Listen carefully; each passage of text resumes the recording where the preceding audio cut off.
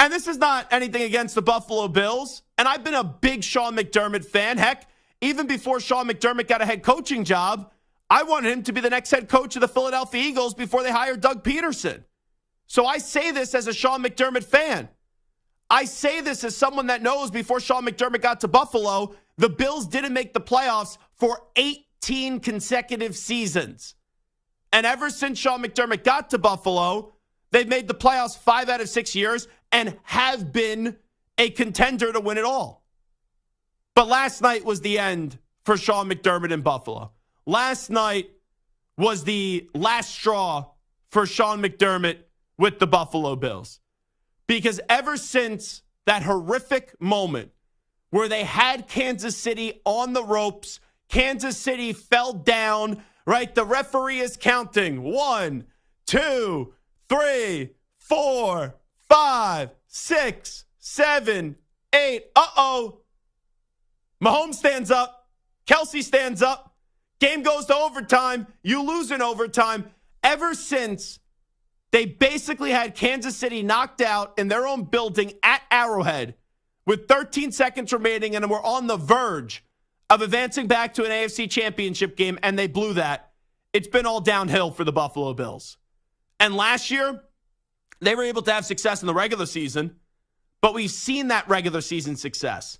But come playoff time, Buffalo almost lost to Skylar Thompson. Who? That's who they almost lost to. Mike McDaniel was hitting like a vape pen on the sideline and was having Skylar Thompson be his quarterback. And you almost lost to them. And then you get back to the divisional round. You had the Cincinnati Bengals, and the Cincinnati Bengals just absolutely emasculated you. They eviscerated you. They embarrassed you in that football game. And a year later, you knew that this season had a little bit of an ominous feel. You knew that this season wasn't expected to be all that great, but you at least thought Buffalo could be a good team. But the moment Stephon Diggs did what he did right before the start of the season, where there was clearly an issue with him, Josh Allen, Brandon Beane, Sean McDermott, you knew that this was going to be, to some extent, a bleep show this year. But even with thinking that this would be a bleep show, I didn't think the Bills would sink. I didn't think the Bills wouldn't even be able to get to the playoffs, and that's where they're trending right now. After watching that offense last night, they even fired Ken Dorsey today, the offensive coordinator. We know Leslie Frazier wasn't brought back after this season with that retirement. But you go through all that, and who are the constants that still remain? Josh Allen and Sean McDermott. Well, I could let you in on this secret. You know, this is a big, bold, hot take. Josh Allen's not going anywhere. And I'm not saying that Josh Allen's perfect. I'm not saying he's exonerated of all blame. He needs to protect the football better. He needs to play better for a quarterback that is compensated as if he's one of the best quarterbacks in the league. But we know how this works. You don't turn on the player. You turn on the coach first. And Sean McDermott has reached his apex with the Buffalo Bills. And last night was the final straw that broke the camel's back. It's over. It's done. McDermott's time in Buffalo, it's no longer a matter of if it's coming to an end, it's just when you're going to move on from him. And I think they'll give him the courtesy to coach out the rest of the season. But even if this team does make the playoffs, they're not doing jack in the postseason. This is not going to be a team that somehow goes to this miraculous run, gets hot in the final 2 months of the season, and then the next thing you know, we say, wow, look at the Bills. They're this great story. Look at the Bills. They're in the Super Bowl. Oh, they're hosting their first ever Lombardi trophy. That ain't happening. And sometimes the guy that knocks down the house and starts to build it up doesn't put the finishing touches on the house. And Sean McDermott, after this season, should not be afforded the opportunity to continue to try to build this mansion. And we all know it. The perfect guy for Buffalo is Jim Harbaugh.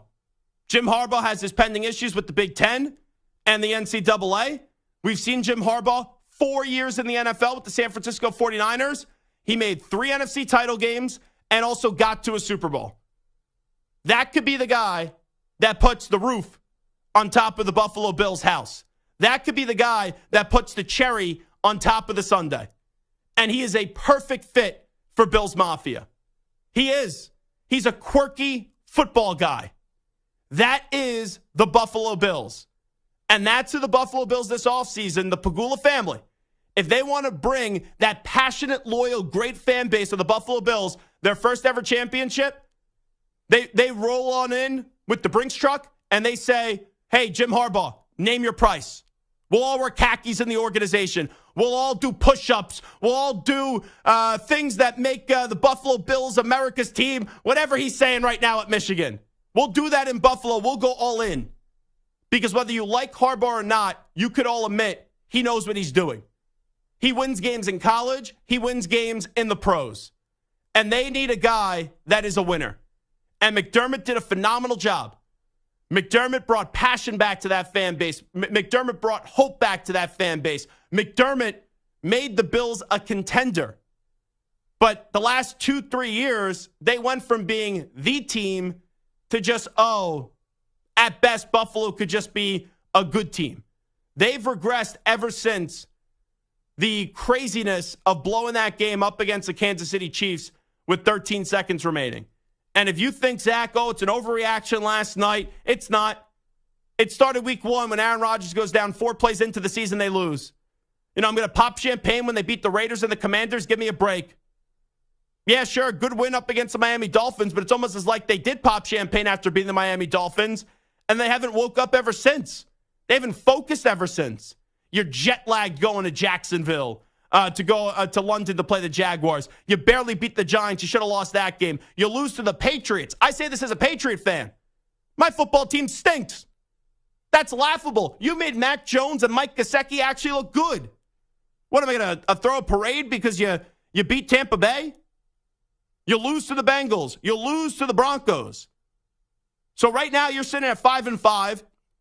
McDermott's defense has not played great this year. He's now in charge of the defense. The offense looked lost without Brian Daboll, as he's been with the Giants for the last 2 seasons. You just fired an offensive coordinator. Where is this team going? And I really do believe now that they're going to miss the playoffs. Because how can I believe in them? They should get to 6-5. You would think they should be able to split against the Jets and beat the Jets this weekend. But after that, you play Philly. You play the Chiefs. Even though I don't love the drama Dallas choking Cowboys, and we'll get to them in just a bit. But Dallas is better. All right, maybe you get a victory against the Chargers. Maybe you get a victory against the Patriots, and you get the Dolphins at the end of the year, who are going to be looking for payback and would love to put the nail in the coffin on your season.